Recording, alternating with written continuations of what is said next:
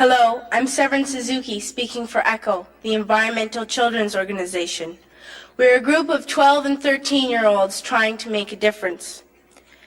Vanessa Seti, Morgan Geisler, Michelle Quigg, and me. We've raised all the money to come here ourselves, to come 5,000 miles to tell you adults you must change your ways. Coming up here today, I have no hidden agenda. I am fighting for my future. Losing my future is not like losing an election or a few points on the stock market. I am here to speak for all generations to come. I am here to speak on behalf of the starving children around the world whose cries go unheard. I am here to speak for the countless animals dying across this planet because they have nowhere left to go. I am afraid to go out in the sun now because of the holes in our ozone. I am afraid to breathe the air because I don't know what chemicals are in it. I used to go fishing in Vancouver, my home, with my dad, until just a few years ago we found the fish full of cancers. And now we hear of animals and plants going extinct every day, vanishing forever.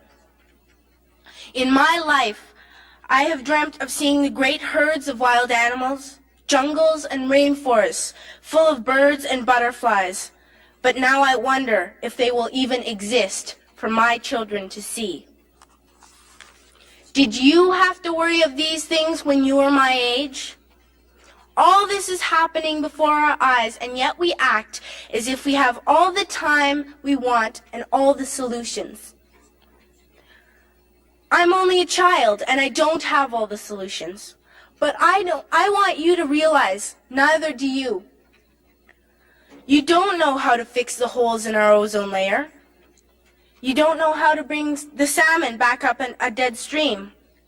You don't know how to bring back an animal now extinct. And you can't bring back the forests that once grew where there is now a desert.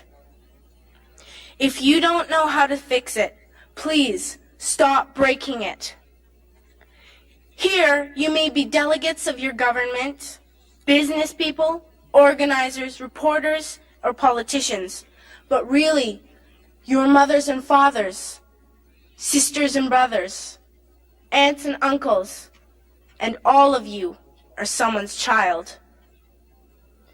I'm only a child, yet I know we are all part of a family. 5 billion strong, in fact 30 million species strong, and borders and governments will never change that. I'm only a child, yet I know we are all in this together and should act as one single world towards one single goal. In my anger, I am not blind, and in my fear, I am not afraid of telling the world how I feel. In my country, we make so much waste. We buy and throw away, buy and throw away, buy and throw away, and yet northern countries will not share with the needy. Even when we have more than enough, we are afraid to share. We are afraid to let go of some of our wealth. In Canada, we live the privileged life, with plenty of food, water, and shelter. We have watches, bicycles, computers, and television sets. The list could go on for 2 days. 2 days ago here in Brazil, we were shocked when we spent time with some children living on the streets. This is what one child told us. I wish I was rich. And if I were, I would give all the street children food, clothes, medicines, shelter, and love and affection. If a child on the streets who has nothing is willing to share, why are we who have everything still so greedy? I can't stop thinking that these are children my own age, that it makes a tremendous difference where you are born. That I could be one of those children living in the favelas of Rio. I could be a child starving in Somalia, or a victim of war in the Middle East, or a beggar in India. I am only a child, yet I know if all the money spent on war was spent on finding environmental answers, ending poverty, and finding treaties, what a wonderful place this earth would be. At school, even in kindergarten, you teach us how to behave in the world. You teach us not to fight with others, to work things out, to respect others, to clean up our mess, not to hurt other creatures, to share, not be greedy. Then why do you go out and do the things you tell us not to do?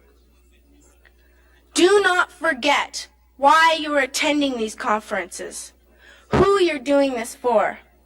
We are your own children. You are deciding what kind of a world we are growing up in. Parents should be able to comfort their children by saying, everything's going to be all right. It's not the end of the world, and we're doing the best we can. But I don't think you can say that to us anymore. Are we even on your list of priorities? My dad always says, you are what you do, not what you say. Well, what you do makes me cry at night. You grown-ups say you love us, but I challenge you, please, make your actions reflect your words. Thank you.